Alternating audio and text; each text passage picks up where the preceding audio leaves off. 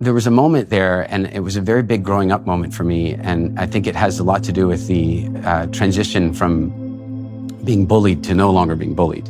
And so, first of all, when I was a very small child, I was 5 or 6 years old, my babysitter, Judy Park, she disappeared. And I had a big crush on her. So her disappearing was a big thing in my life. And about 3 months later, they found her, and she'd been killed. And her murder has never been solved. You know, it's one of those things. But Clifford Olson, I'm sure you remember. Oh, yes.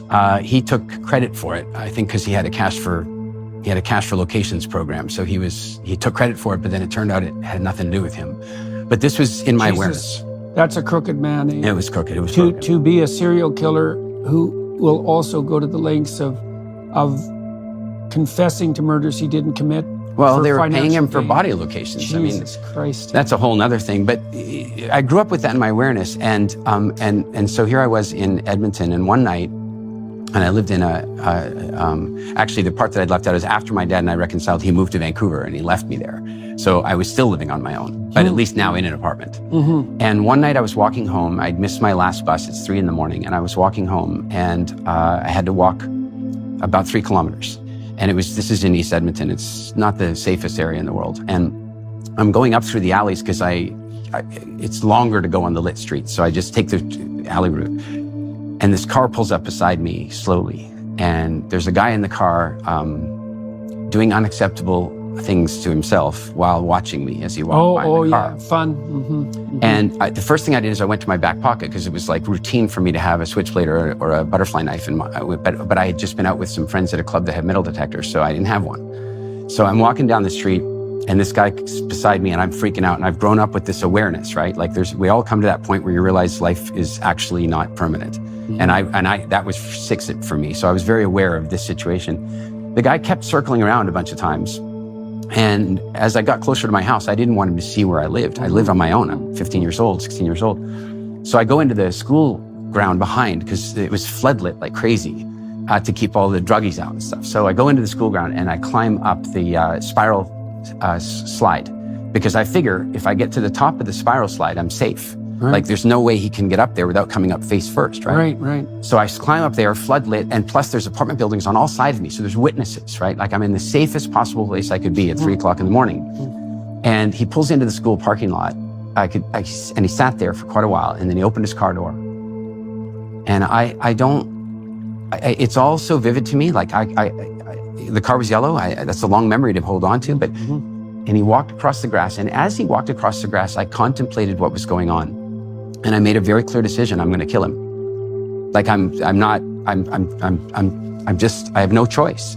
If he comes up the ladder, then I'm going to kick him across the bridge of the nose. And when he falls, I'm going to jump on him and keep jumping until it's over. I'm done. I'm so scared.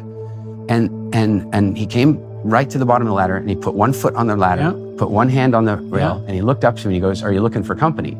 And, I'll save the actual vernacular that I used for him at that moment, but I was unkind. And he turned around, he walked back to his car, and he sat in his car for 3 hours. And I stayed at the top of the slide for 3 hours. I did not come down. And then eventually— That's a learning moment. But the weirdest thing is I was never bullied after that, ever again. What changed? I was willing to stand up for myself physically. But what do you think changed? Like, you said you weren't bullied. That means you were signaling in a different manner, right? Yeah. You see, I saw this in my clients sometimes as a clinician. I would see them integrate their shadow, let's say. And one of the things I really noticed, you can actually see this, by the way, portrayed in the movie The Lion King. It's very interesting because Simba, when he's an adolescent, like a child, an adolescent animated, has a facial expression sort of like this, right? It's like everything's coming in. He's like a deer in the headlights, say.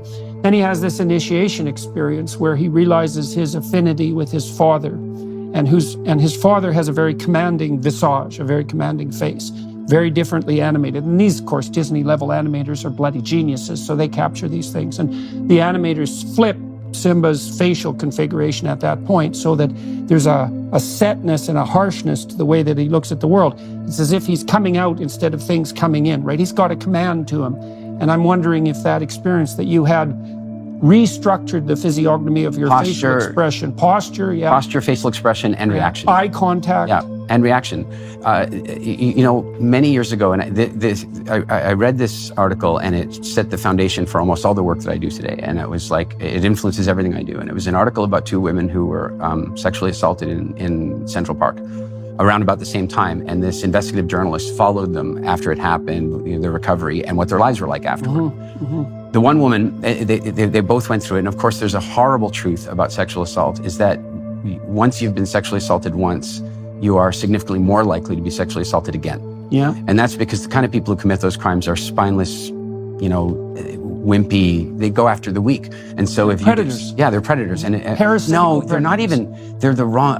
Predator almost is complimentary. They're worse. They're scavengers. But yeah, well, that's the parasite element. Yeah, and so they in any event, they both learned this fact that once you've, because in the clinics, in the shelters, they tell them these things. You have to be careful because now it might happen again.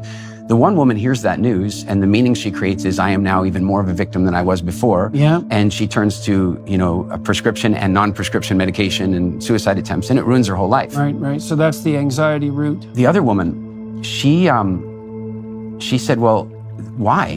Why are you attacked the second time? Yeah. It's because you're displaying fear. You bet. So she went to a self-defense class, and she learned some useful things, like a credit card held in the right way, swiped across the throat, can actually cut it. And keys held between the knuckles are an incredibly effective weapon. And she learned these things. Yeah. And she started walking down the street differently. And in one example, she was out with some friends, and they're like, would you like us to walk you to your car? After what happened. Yeah, right. And she's That's like, an invitation. no, I don't want you to walk me to my car. I will walk myself to my car. Yeah. And pretty soon her friends were like, would you walk me to my car? Right. So she starts a self-defense clinic. It gets franchised, and she, she opens a few of them, and here's the telling moment in the interview. The interviewer says to her, if you could go back in time and prevent your own rape, would you do that? Mm-hmm. She says, no. I am significantly more afraid of the woman that I was before it happened than I am of the event itself.